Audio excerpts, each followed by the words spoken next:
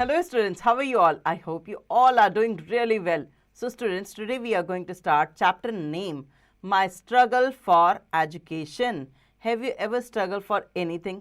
Education के लिए तो अभी तक आप लोगों ने ऐसा कोई स्ट्रगल नहीं किया होगा, क्योंकि जो यूजुअली हम लोगों के पेरेंट्स होते हैं वो हमें हर तरह का कंफर्ट प्रोवाइड करते हैं एक एजुकेशन को लेने के लिए, है ना। हमें हर तरह की नोटबुक्स, पेंसिल्स, इरेजर्स, पेन्स, जो कुछ भी जितना भी स्टेशनरी का सामान होता है, जो भी हमारी बुक्स होती हैं, अगर हमें स्कूल के अलावा भी अगर किसी ऐसे की ज़रूरत पड़े जो हमें पढ़ाई में या हमारी स्टडीज़ में हेल्प करे, तो उसके लिए आपको कोचिंग, ट्यूशन्स वगैरह भी जाने को मिल जाता है।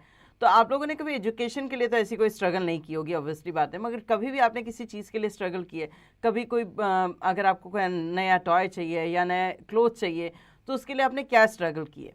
कभी सोच के देखा है कि स्ट्रगल क्या होती है? ऐसे ही हम यहाँ पर एक स्टोरी पढ़ने जा रहे हैं जिसमें एक बच्चे ने किस तरह से अपनी एजुकेशन के लिए स्ट्रगल किया, उसको पढ़ना था, उसके लिए उसने कैसे सफ़र किया, कैसे उसने अपनी फाइनली जो एजुकेशन की स्ट्रगल थी वो कैसे ख़त्म हुई, ये सब कुछ हम इसके अंदर जानेंगे। तो ध्यान से सुनिए। उससे पहले एक वार्म अप एक्सरसाइज है जो हम कर लेते हैं। Let's warm up. Below are given the names of some famous persons, write their education before the names. तो यहाँ पर कुछ नाम दिए गए हैं फेमस पर्सन के, उनसे पहले उनके नाम के बाद आपको उनके जो उनकी एजुकेशन है उसके बारे में आपको लिखना है। महात्मा गांधी कितने एजुकेटेड थे, क्या एजुकेशन थी उनकी। सचिन तेंदुलकर, अमिताभ बच्चन और महेश भूपति। ठीक है, चलिए, ये कुछ ऐसे फेमस कैरेक्टर जिनको आप ज़रूर जानते होंगे, आपने टीवी वगैरह में देखा होगा। सो आपको इनके एजुकेशन के बारे में भी इजीली गूगल करने पे मिल जाएगा। उससे के बाद हम आते हैं अपनी स्टोरी पर। तो चलिए शुरू करते हैं। One day, while at working in a coal mine, I happened to overhear two miners talking about a great school for colored people somewhere in Virginia. This was the first time that I had ever heard anything about any kind of a school or college that was more pretentious than the little colored school in our town. As they went on describing the school, it sounds like a great place, and not even heaven present more attraction for me at the time than did the Hampton Normal and Agriculture Institute in Virginia, about which these men were talking. So यहाँ तक story क्या बताती है कि एक दिन जब वो कोल माइन में काम कर रहा था, तो उसने अचानक से दो माइनर्स, मतलब जो दो खुदाई करने वाले थे, उनकी बातें सुनी। उनकी बातों में एक बहुत अच्छे स्कूल की बात की जा रही थी जो कलर्ड पीपल के लिए था, ठीक है, कहीं वर्जीनिया में। सो उसने पहली बार किसी के मुंह से एक तो ये स्कूल की बात सुनी थी कि किसी तरह के स्कूल्स होते हैं या इस तरह की कॉलेज या इंस्टीट्यूशन के बारे में, और वो भी कलर्ड पीपल के लिए। पहले, अभी की नहीं, ये बहुत सालों पहले की बात है, जब लोग जो थे वो सिर्फ ये मानते थे कि जो कलर्ड पीपल हैं, जो डार्क कलर के लोग हैं, उनको कोई भी सुविधाएं नहीं प्रोवाइड की जाती थी। वो सिर्फ काम करते थे, स्लेव्स की तरह ज़िंदगी जीते थे। तो हमारे ऊपर जब यहाँ इंडिया में भी जब हमारे यहाँ अंग्रेज़ों का जब एक शासन शुरू हुआ, तो हमारे साथ भी इसी तरह की चीज़ें होती थी। तो ये हमारी कंट्री की बात नहीं है, किसी और कंट्री की बात हो रही है, और वहाँ की ये बात है कि कोल माइन में वो बच्चा और उसके घर वाले सब काम कर रहे थे, तब उसने इस तरह की कहानी सुनी। उसने कहा कि वो जिस तरह से डिस्क्राइब कर रहे थे वो ऐसा लग रहा था कि कितनी अच्छी जगह है, और उस टाइम पे मेरे लिए हेवन, मतलब स्वर्ग जैसी, जो एक स्वर्ग की इमेजिनेशन जो की जाती है, वो यही जगह थी। उसने मुझे इतना अट्रैक्ट कर लिया था अपनी तरह। क्या था वो? Hampton normal and agriculture institute in Virginia. Hampton normal and agriculture institute जो था वर्जीनिया में, उसकी बात चल रही थी, जो वो दोनों आदमी मिलकर आपस में बात कर रहे थे। I resolved at once to go to that school, although I had no idea where it was or how many miles away, or how I was going to reach it. I remember only that I was on fire constantly with one ambition, and that was to go to Hampton. This thought was with me day and night. So इसने जिसकी भी हम अभी story पढ़ रहे हैं, क्योंकि यहाँ पर अभी तक कोई नाम मेंशन नहीं किया गया है, तो ये जो बच्चा था या जो पर्सन थे जो ये स्टोरी बोल रहे हैं, उन्होंने कहा कि अभी तक जो कुछ भी मैंने इस स्कूल के बारे में सुना, ये सारी चीज़ें मुझे बस एक ही चीज़ पे फोकस कराती थी कि मुझे इस स्कूल में किसी ना किसी तरह जाना है। ये कहाँ है, कितने दूर है, कैसे जाऊँगा, ये सब मुझे नहीं पता था, मगर इस चीज़ ने मेरे अंदर एक आग जो थी वो जला के रखी थी। कॉन्स्टेंटली मेरे अंदर एक ही एम्बिशन था, लगातार, कॉन्स्टेंटली मतलब लगातार मेरे अंदर एक ही एम्बिशन था, एक ही एम था मेरी लाइफ का, क्या कि वो मुझे उस स्कूल को जाके ज्वाइन करना है। कैसे, कब, कहाँ, वो पता नहीं था, बट डे एंड नाइट मेरे दिमाग में बस यही थॉट रहता था। Finally, in the fall of 1872, the great day came and I started for Hampton. So finally, 1872 में वो दिन आ गया जब मैं हैम्पटन के लिए गया. I had only a small cheap satchel that contained a few articles of clothing I could get. तो मेरे पास एक छोटा सा बैग था, या छोटा सा ख़राब सा बैग था, जिसमें आप ये कह सकते हो कि बस मेरे पास रखने के लिए कुछ कपड़े थे, कुछ कपड़े जो मैंने अपने उसमें रखे हुए थे, कुछ आर्टिकल्स और कुछ कपड़े उसमें रखे हुए थे. I could get. My mother at that time was rather weak or broken in health. मेरी मम्मी जो थी उस टाइम पे बहुत बीमार थी, या आप कह सकते हो बहुत कमज़ोर थी, या कह सकते हो कि बहुत बीमार थी. उनका हेल्थ जो था वो बहुत ख़राब हो चुका था. I hardly expect to see her again. मुझे बहुत ही कम उम्मीद थी कि मैं उन्हें दोबारा देख पाऊँगा. And thus our parting was all the more sad. और उसके बाद हमारा जो ये अलग होना था, जैसे मैं वहाँ चला गया और मेरी मम्मी इधर रह गई, ये उनके लिए और दुख भरा था. She, however, was very brave through it all. मगर वो किसी तरह इन सब चीज़ों से बहुत ब्रेव रही, मतलब अब झेलती रही, सुनती रही, मगर उन्होंने किसी तरह का रिएक्शन नहीं दिया. यूजुअली क्या होती है, अगर वो बीमार थी तो शायद उनके बेटे के दूर जाने की वजह से वो और ज़्यादा बीमार हो जाती, बट उन्होंने किसी तरह ये सब चीज़ें झेल ली. The distance from Malden to Hampton is about 500 miles. तो ये जहाँ रहता था उस जगह का नाम था मेल्डन, और जहाँ इसे जाना था वो जगह का नाम था हैम्पटन. सो हैम्पटन जो था वो इसके घर से करीबन 5 मील्स दूर था. By walking, begging rides both in wagons and in the car, in some way after number of days I reach the city of Richmond Virginia about 82 miles from Hampton.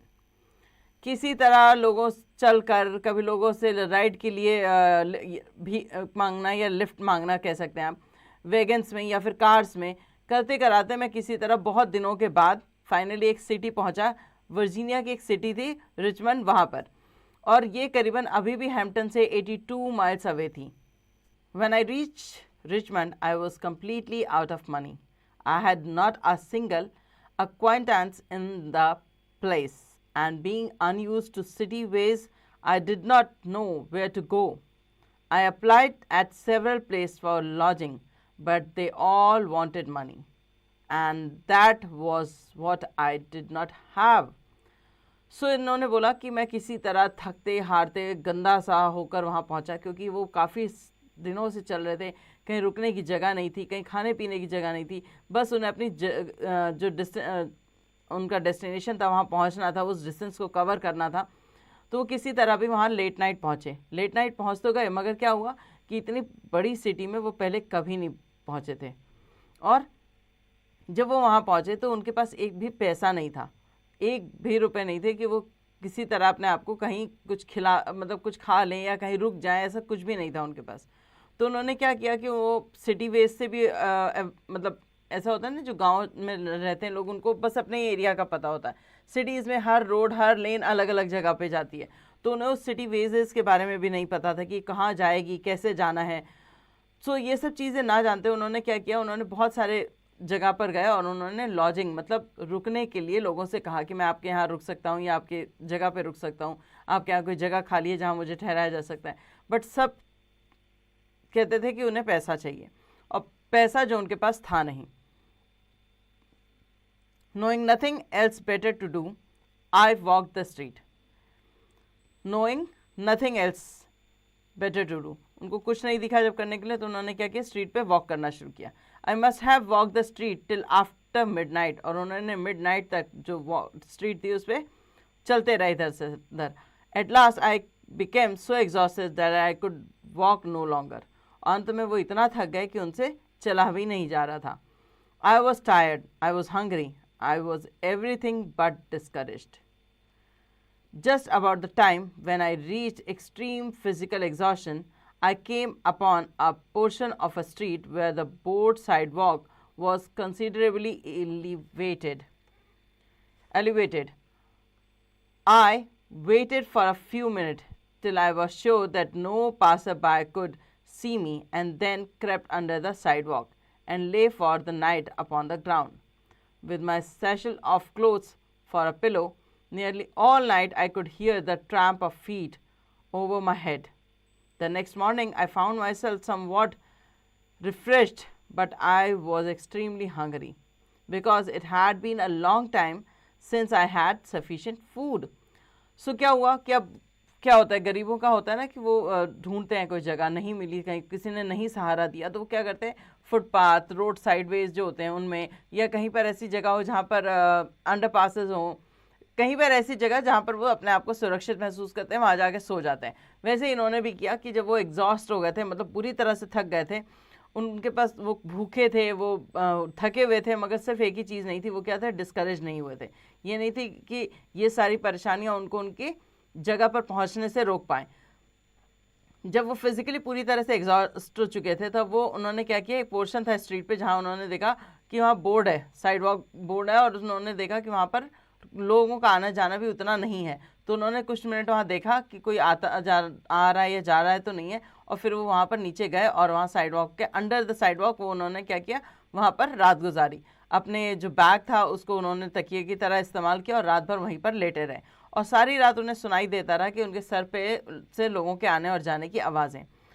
जब अगली मॉर्निंग वो सुबह जगे तो वो बहुत रिफ़्रेश थे, मगर बहुत भूखे भी थे, क्योंकि उन्होंने काफ़ी टाइम से कुछ भी अच्छा और सफिशिएंट नहीं खाया था। अच्छी बात है, उन्हें सफिशिएंट भी नहीं मिला था। As soon as it became light enough for me to see my surrounding, I noticed that I was near a large ship. So उन्होंने जैसे देखा, जब उनको दिखा कि लाइट जो है वो थोड़ी बढ़ गई है, आसपास का सराउंडिंग अब वो नोटिस कर सकते थे, तो उन्होंने देखा कि वो एक बहुत बड़ी लार्ज शिप के पास है, and that this seem to be unloading a cargo of pig iron. I went at once to the vessel and asked the captain to permit me to help unload the vessel in order to get money for food. The captain, a white man who seemed to be kind-hearted, consented. I worked along enough to earn money for my breakfast, and it seems to me, as I remember it now, to have been about the breakfast that I have ever eaten. सो उन्होंने देखा कि वो एक बहुत बड़ी cargo ship के पास है, जहाँ से कार्गो ऑफ पिग आयरन, तो यहाँ पर क्या बेसिकली वेसल्स होते हैं, बड़े बड़े कंटेनर्स, या आप कह सकते हो ऐसी चीज़ें। तो उन्होंने वहाँ पर देखा और देखा कि वो चीज़ें जो हैं वो वहाँ से नीचे उतर रही हैं। तो उन्होंने कैप्टन से बोला, जो वाइट मैन थे उनसे बोला कि मुझे क्या मैं आपके यहाँ काम कर सकता हूँ, आप मुझे मैं आपके लिए ये उतार दूँ ताकि मेरे को खाने के लिए कुछ पैसे मिल सकें। तो ब्रेकफास्ट वो चीज़ जो उन्होंने काफ़ी सालों से नहीं खाई थी। आई हैव एवर ईटन, कभी भी ऐसा नहीं था कि उन्होंने कभी ब्रेकफास्ट के नाम पे कुछ खाया हो, बस ये था कि जो कुछ भी मिल जाता था वो लोग खा लेते थे। My work pleased the captain so well that he told me if desired I could continue working for a small amount per day. This I was very glad to do. I continued working for this vessels for a number of days. After buying food with the small wages I received, so उन्होंने बोला कि जो मेरा काम था, my work pleased the captain so well that he told me if desired I could continue working for a small amount per day. तो उन्होंने बोला कि अगर उन्हें मेरा काम बहुत पसंद आया, उन्होंने बोला कि अगर तुम चाहते हो तो तुम रोज़ यहाँ आगे काम कर सकते हो कुछ अमाउंट के लिए, स्मॉल अमाउंट के लिए। This I was very glad to do, जो मैं करना चाहता था और मतलब मुझे बहुत खुशी मिलती इसे करने के लिए। I continued working on this vessels for a number of days, और काफ़ी टाइम तक मैंने इस पर काम किया। जो इनकी बोट थी, जो इनकी शिप थी, उस पर काम किया, जो वो पिग आयरन आए थे। ऐसा आयरन जो भी प्रॉपरली बना नहीं होता, तैयार नहीं होता, ऐसे आयरन को उतारने और चढ़ाने का काम करते थे ये लोग। After buying food with the small wages I received, there was not much left to add to the amount I must get to pay my way to Hampton. सो अपना खाना खाना खरीदने के बाद मेरे पास पैसे बहुत कम बचते थे, जो मैं मतलब ऐसे नहीं हो पाता था इकट्ठा कि मैं हैम्पटन तक जा सकूं उससे। In order to economize in every way possible, I continued to sleep under the sidewalk. When I had saved enough money with which to reach Hampton, I thanked the captain of the vessels for his kindness and started again. और जब मुझे मतलब मुझे अपनी economy भी ठीक रखनी थी, पैसे चाहिए थे ताकि मैं खाना पीना और रास्ते का पूरा खर्चा देख सकूं, तो मैंने क्या किया कि मैंने तब तक काम किया जब तक मेरे पास ये पूरा पैसा अरेंज नहीं हो गया, और तब तक मैं क्या करता था, साइड वॉक पे के नीचे ही सोता था, साइड वॉक के नीचे ही सोता था। और जब मेरे पास ये सारा पैसा इकट्ठा हो गया तब मैंने जो हमारे कैप्टन थे उनको थैंक यू बोला और हैम्पटन के लिए वापस शुरू कर दिया। Without any unusual occurrence, I reached Hampton with a surplus of exactly 50 cent. So किसी कोई अनयूजुअल चीज़ उसके साथ नहीं हुई और वो बहुत आराम से हैम्पटन तक पहुंच गया और उसके पास 50 सेंट भी बच गए, with which to begin my education, जिसके साथ वो अपनी एजुकेशन शुरू करने वाला था। But the first sight of the large 3-story brick school building seemed to have rewarded me for that I had undergone in order to reach the place. So जो first sight थी, पहला जो view था उस school का, जब मैंने उसे देखा, 3 स्टोरी की ब्रिक स्कूल की जो बिल्डिंग थी, उसकी साइट ने ही मुझे मतलब मेरी जो पूरी जर्नी थी, जो मैंने कैसे कैसे काटी थी, उस सारी चीज़ों का जो रिवॉर्ड होता है वो मुझे उस बिल्डिंग को देख कर ही मिल गई थी।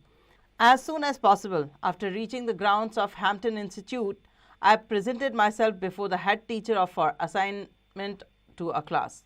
जैसे ही मैं हैम्पटन इंस्टीट्यूट पहुंचा, मैंने अपने आप को प्रधान अध्यापक या जो हमारे प्रिंसिपल्स होते हैं उनके सामने ऐसे प्रेजेंट किया ताकि वो मुझे किसी क्लास में असाइन कर सकें। Having been so long without proper food, a bath and change of clothes, I did not, of course, make a very favorable impression upon her. And I could see at once that there were doubt in her mind about the wisdom of admitting me as a student. So बहुत लंबे समय तक अच्छा खाना ना मिलने, proper खाना ना मिलने, या नहाने की वजह से, या कपड़े जो हैं वो चेंज ना करने की वजह से मेरा जो प्रभाव था उनके ऊपर वो बहुत फेवरेबल नहीं पड़ा। मतलब ऐसा नहीं था कि उनके ऊपर ऐसा प्रभाव पड़ा हो कि ये बच्चा जो है वो बहुत अच्छा है या मुझे इसको लेना ही है। सो मैं ये चीज़ देख सकता था तो कि उनके दिमाग में ये डाउट जो है वो चल रहा है कि मेरे को इसको एडमिशन देना चाहिए या नहीं। For some time she did not refuse to admit me, neither she decided in my favor, and I continued to linger about her and to impress her in all the ways I could with my worthiness. In the meantime, I saw her admitting other students, and that added greatly to my discomfort, for I felt deep down in my heart that I could do as well as they if I could only get a chance to show what was in me. Okay, so यहाँ उन्होंने बोला कि उनके जो principal थे उनको doubt था इस बच्चे को लेकर, तो वो क्या था, वो ना उसे मना कर रहे थे कि वो एडमिशन लेने से मना कर रहे हो, ना वो एडमिट कर रहे थे उसे। तो वो काफ़ी देर तक उनके अगल बगल घूमता रहा, उन्हें इम्प्रेस करने की कोशिश करता रहा। उसने काफ़ी कोशिश की, अपनी तरफ से पूरी कोशिश की, मगर उस टाइम उसने कुछ देखा कि बीच समय में वो काफ़ी सारे स्टूडेंट्स को एडमिशन भी दे रहे थे। तो ये चीज़ उसके अंदर एक डिस्कम्फर्ट लेकर आती है कि कहीं उसे ऐसा लग रहा था कि ऐसा ना हो कि मुझे ये ना ले तो मेरी इतनी मेहनत जो है वो बर्बाद ना हो जाए। वो चाहता था कि वो समझे कि जो बच्चे वो एडमिशन के लिए ले रहे हैं, जो खूबियाँ या जो काबिलियत उनके अंदर है, वो काबिलियत और खूबियाँ इसके अंदर भी हैं, बस उसे एक बार शो करने का टाइम मिले तो वो ज़रूर अपनी काबिलियत शो करके दिखाएगा। सो अब आगे देखते हैं। After some hours had pass the head teacher said to me the adjoining room needs cleaning, take the broom and sweep it. It occurred to me that was the chance for me. I had never received any order with much delight. So कुछ समय बाद जो principal थी उन्होंने उसे बोला कि जो बगल वाला रूम है उसको सफाई की ज़रूरत है, झाड़ू उठाओ और पोछा उठाओ और लग जाओ काम पर। तो उन्होंने उसको लगा कि ये मेरे लिए सबसे बेस्ट ऑप्शन है कि मैं मतलब बेस्ट चांस है कि मैं उन्हें ये दिखा पाऊँ कि मेरे को ये जो स्कूल है इसमें एडमिशन लेना कितना ज़रूरी है, या मैं भी उन्हीं बच्चों की तरह हूँ। तो कहता है मैंने कभी भी किसी भी ऑर्डर को इतना डिलाइटली या मतलब इतनी खुशी से नहीं एक्सेप्ट किया था जितना इस ऑर्डर को किया। I swept the recitation room 3 times. उन्होंने रेसिटेशन रूम को 3 बार जो है वो साफ़ किया। Then I got a dusting cloth, फिर उन्होंने एक डस्टिंग क्लोथ दिया गया। And I dusted it 4 times, और मैंने 4 बार जो है डस्टिंग की। All the wooden work around the walls, every bench, table and desk, जो भी वुडन वर्क हो रखा था, जो भी बेंच थी, टेबल था, डेस्क था, सबको साफ़ किया। I went over 4 times with my dusting cloth. मैंने हर चीज़ पे 4-4 बार सफाई की। Beside every piece of furniture had been moved and every closet and the corner in the room had been thoroughly cleaned.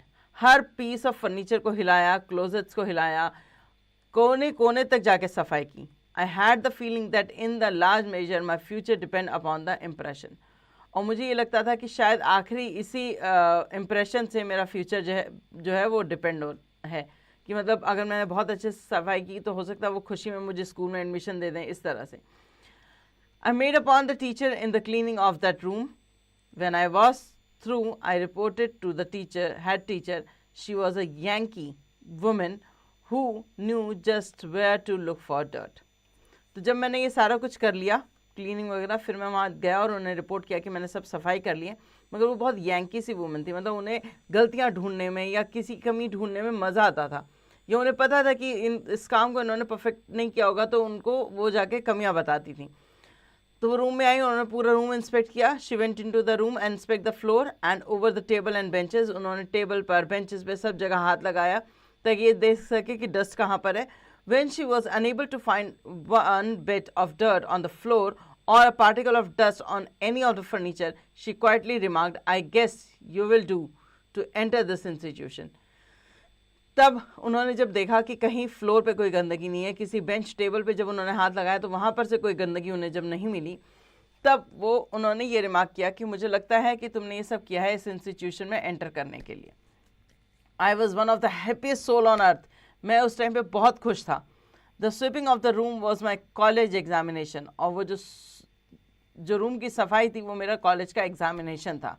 I have pass several examination since then. और उसके बाद से मैंने बहुत सारे एग्जामिनेशन पास किए. But I always felt that this was the best one that I ever pass. तो उन्होंने बोला कि ये जो एग्ज़ाम था, इतने एग्ज़ाम पास किए मगर मेरे लिए ये एग्ज़ाम जो था वो सबसे बेस्ट एग्ज़ाम था जो मैंने पास किया, क्योंकि इसके बेसिस पे ही उन्हें एग्ज़ाम मतलब एडमिशन मिला. और उसके बाद से उन्होंने अपने जो स्ट्रगल, जो उन्होंने इतना टाइम अपना रास्ते में आने जाने में, अपनी बॉडी को थका कर भी वो वहाँ तक पहुँचे, यही बहुत बड़ी बात थी. और उसके बाद उन्होंने उस इंस्टीट्यूशन में एडमिट कराने में भी अपने आप को हर तरह की कोशिश की और फाइनली वो कोशिश कामयाब भी हुई. तो ये जो स्टोरी है वो है बुकर टी वॉशिंगटन की. Okay, written by Booker T Washington. Now the word meaning: constantly going on without any break, ambition, feeling or desire to achieve something, article, belonging or personal items, acquaintance, a familiar person, lodging, a place where a traveler stays, exhaustion, tiredness, elevated, slightly lifted, pig iron, raw iron yet to be processed. Okay. आगे चलते हैं. Brain tester, answer zone. Number 1, darken the correct option in OMR sheet. Number 1, what motivated the narrator to pursue education at Hampton? A dream about the school, overhearing miners talk about the school, a recommendation from a friend or newspaper advertisement. So overhearing miners talk about the school. Okay, so ये था कि क्या motivate किया narrator को कि वो अपनी education जो है वो हैम्पटन में परस्यू करे, कि उन्होंने सुना था जो माइनर्स थे उनको बात करते हुए about the school. Okay, now ऐसे ही आप बाकी क्वेश्चंस के भी आंसर्स को फाइंड आउट करेंगे और यहाँ मार्क करेंगे. Now fill in the blanks with the help of words given in the help box. Coloured, room, pig iron, college and board. The narrator's journey to Hampton began when he overheard 2 minors talking about a school for coloured people. For coloured people, यहाँ पर आपका answer आएगा coloured. Okay, ऐसे ही आपको sentence read करना है और इसके आंसर्स को फिल करना है. Now C, write T for true and F for false. Number 1, the narrator had heard about the Hampton Institute before overhearing the minors. So narrator had heard about the Hampton Institution before hearing the minors. तो narrator ने पहले सुन रखा था Hampton institute के बारे में, जो ओवरहियर किया था उसने माइनर्स का नहीं, वो फर्स्ट टाइम था जब उसने उन लोगों से सुना था. It's answer is F, false. Now read the other statement and find out whether they are true or false. Match the following. Number 1 is Hampton Institute. तो ये किससे मैच होगा? City where the narrator worked to earn money. Person who offered the narrator a job. School the narrator wanted to attend. The narrator's college examination. And where the narrator overheard about the Hampton. So Hampton Institute is the school the narrator want to attend. आगे make sentence. आपको exhaustion, determination, narrator, encouraged, accomplishment पे आपको sentences बनाने हैं। Question number F, answer the following question. Number 1, what did motivated the narrator to pursue education at Hampton. Hampton में education pursue करने के बारे में या ये सब चीज़ों के बारे में उसे विचार कैसे आए, जो नरेटर था उसे।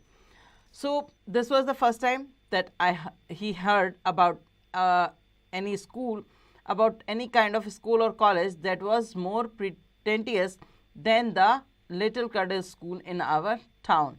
Okay, so as they went on describing the school, it sounds like a great place, and not even heaven presented more attraction for me at the time than did the Hampton Normal and Agriculture Institute in Virginia. So ये था पूरा answer जो आपको इसमें लिखना होगा कि उसको क्या मोटिवेट किया। पहले तो उसको ये मोटिवेट किया कि जो उसके हैम्पटन का जो स्कूल था वो ज़्यादा अच्छा तरीके से लोगों को पढ़ा रहा था, या उसकी जो एक्सप्लेनेशन उस टाइम पे 2 माइनर्स के द्वारा दी जा रही थी वो उसके लिए इतनी ज़्यादा थी कि उसे लगता था कि ये उसके लिए जो स्कूल है वो बेसिकली एक हेवन से कम नहीं है। ओके, इसी तरह से आपको बाकी क्वेश्चंस रीड करने और उसके आंसर फाइंड आउट करने हैं। Now the grammar zone, read the following passage carefully and answer the question that follow. Walking in an idle exercise, going for a walk is almost as beneficial as joining a gym class, or even better than that in a way. The advantage of walking is that it can be done at any time and any place. It can be adjusted to suit individual needs. People walk for different reasons. Roughly, there are 3 kinds of walkers. Performance walkers, who consider walking an integral part of their daily exercise routine health. Walkers who walks for health benefits, and casual walkers who walks for recreation. Before you walk, begin some stretching.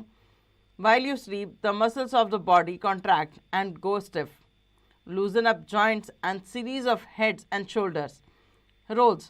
Once the muscles have been stretched, you are ready to begin. Walking can be done at a comfortable pace. Speed walking is for the very fit who don't suffer from aches or any ailments. Speed walkers can cover a kilometer in less than 6 minutes.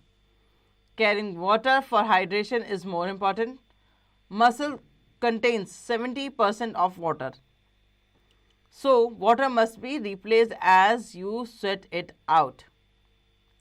So, walking is must for deep breathing, for fresh air and oxygen, or shedding your extra weight, and for keeping fit. So, यहाँ पर आपको basically walk के बारे में एक पूरा paragraph दिया है जिसमें बताया गया है कि वॉकिंग जो है एक आइडल एक्सरसाइज होती है। कोई कभी भी कैसे भी वॉकिंग कर सकता है। इसके लिए आपको किसी जिम क्लास ज्वाइन करने की ज़रूरत नहीं है। आप इजीली किसी भी रास्ते पे वॉक कर सकते हैं। वॉकिंग जो है वो रफली 3 तरह की इसमें बताई गई है कि लोग अलग अलग रीज़न से वॉक करते हैं। कुछ जो होते हैं वो परफॉर्मेंस वॉकर होते हैं जिन्होंने अपनी इंटीग्रल पार्ट बना लिया वॉकिंग को कि वो जब एक्सरसाइज शुरू करनी हो तो उससे पहले उन्हें रूटीन में रोज़ दौड़ना ज़रूरी है। कुछ हेल्थ बेनिफिट के लिए और कुछ कैजुअल वॉकर होता है। कुछ होते हैं जो अपने आप को रिक्रिएशन के लिए वॉक करते हैं। रास्ते पे चलते चलते ब्यूटीज़ को देखना, फ्लावर्स, जो ये पेड़ पौधे पक्षी होते हैं उन सबको देखकर अपने आप को रिफ्रेश करने के लिए देखते हैं, वॉक करते हैं।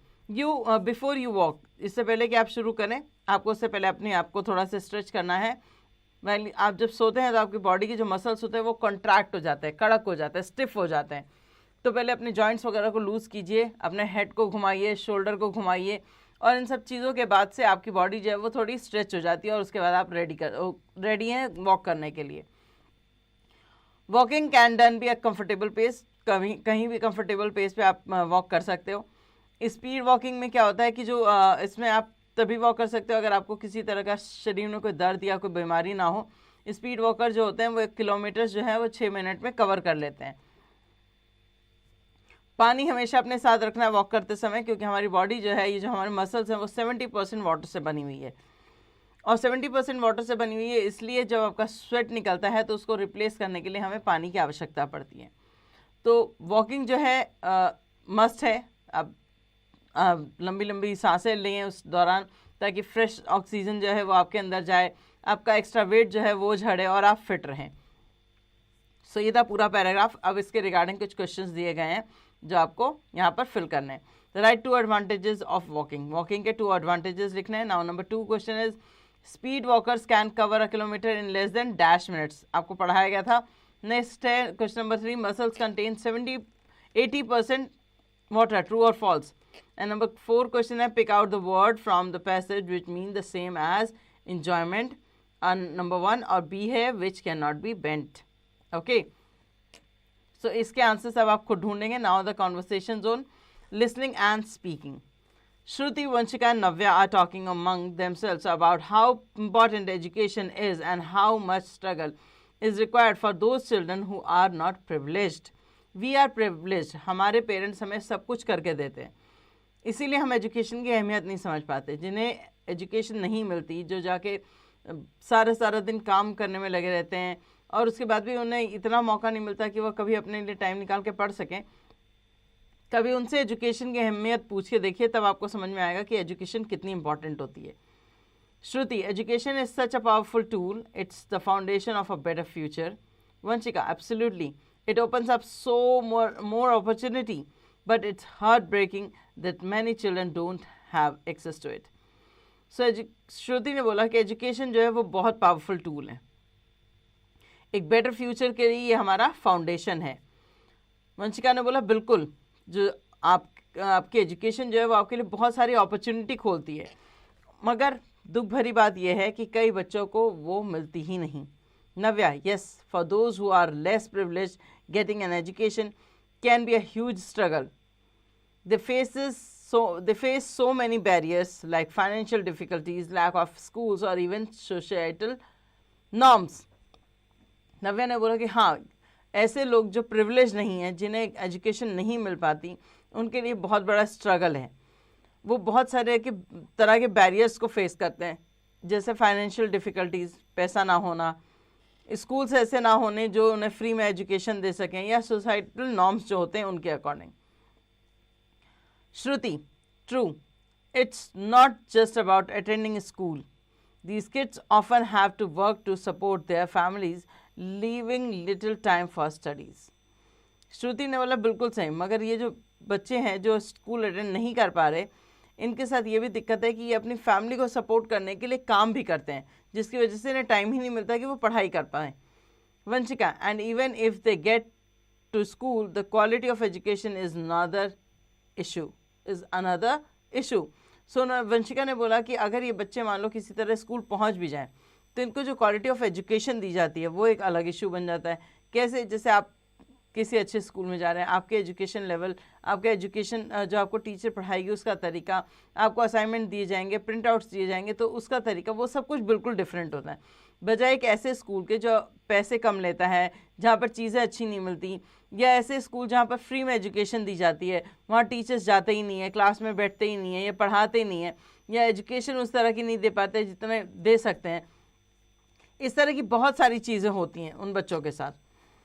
पुअर इंफ्रास्ट्रक्चर, पहले तो जगह जो होती है वो बहुत ख़राब होती है। लैक ऑफ लर्न टीचर्स जो होते हैं बहुत पढ़े लिखे नहीं होते, क्योंकि पढ़े लिखे टीचर्स को अच्छे स्कूल्स मिल जाते हैं, उन्हें अच्छी सैलरी मिलती है, वो क्यों ऐसे बच्चों को पढ़ाएंगे, है ना। एंड इनसफिशिएंट लर्निंग मटेरियल, और उसके बाद सफिशिएंट लर्निंग मटेरियल भी नहीं होते, मतलब books, can make it really hard to get a decent education, इस वजह से उन्हें एक डिसेंट एजुकेशन नहीं मिल पाती। Navya, but despite all these challenges many of them think that education is their ticket to a better life.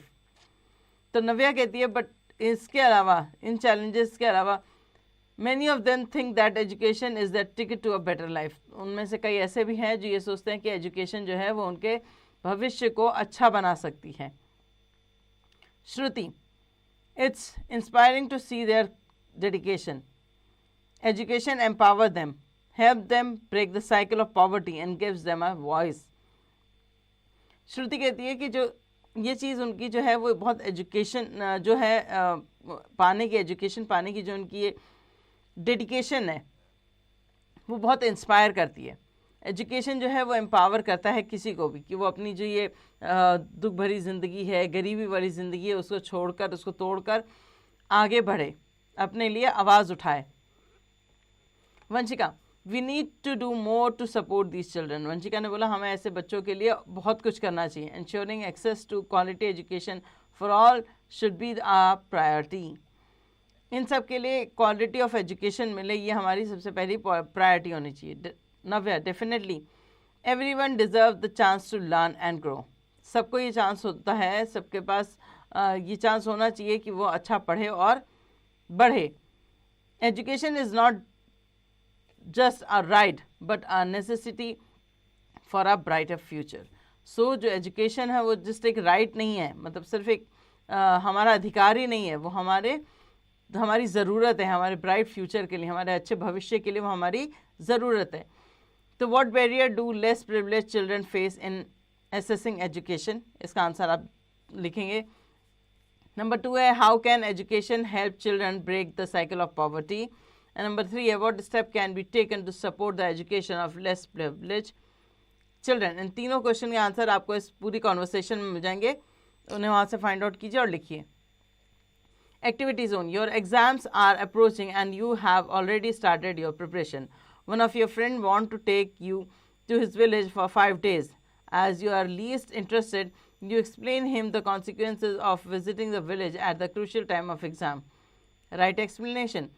आपका दोस्त आपको अपने साथ अपने गांव ले जाना चाह रहा है, आपके कुछ समय में एग्ज़ाम आने वाले हैं और आपने उसकी प्रिपरेशन शुरू कर दी है। तो अब आपको उसको ये बताना है कि अगर आप उसके साथ गांव जाएंगे तो उससे आपके एग्ज़ाम्स पर क्या फ़र्क पड़ेगा या किस तरह का इफेक्ट पड़ेगा, ये सारी चीज़ें आपको उसको एक्सप्लेन करनी है। Okay, now the play zone create a role playing activity where student act out different scenarios from the narrator's journey emphasizing team work and problem solving.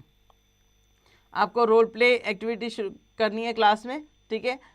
Different scenario देना है नरेटर्स जर्नी के बारे, narrator की जो journey थी उसके बारे में, और टीम वर्क करना है बेसिकली इसमें, ताकि आप इस प्रॉब्लम को सॉल्व कर सके। So this is the end of our chapter. यहाँ हमारा चैप्टर ख़त्म होता है। यहाँ आपने पढ़ा कि कैसे एक बच्चा जो है उसने अपनी एजुकेशन के लिए इतना लंबा स्ट्रगल किया, इतना लंबा डिस्टेंस जो है वो कवर किया और फाइनली वो उससे रीच कर पाया। सो आपको भी इस चैप्टर को एक बार फिर से रीड करना होगा ताकि आप इसके और कॉन्सिक्वेंसेस को अच्छी तरीके से समझ पाएँ और इसकी पेंडिंग एक्सरसाइजेस को कंप्लीट करना होगा।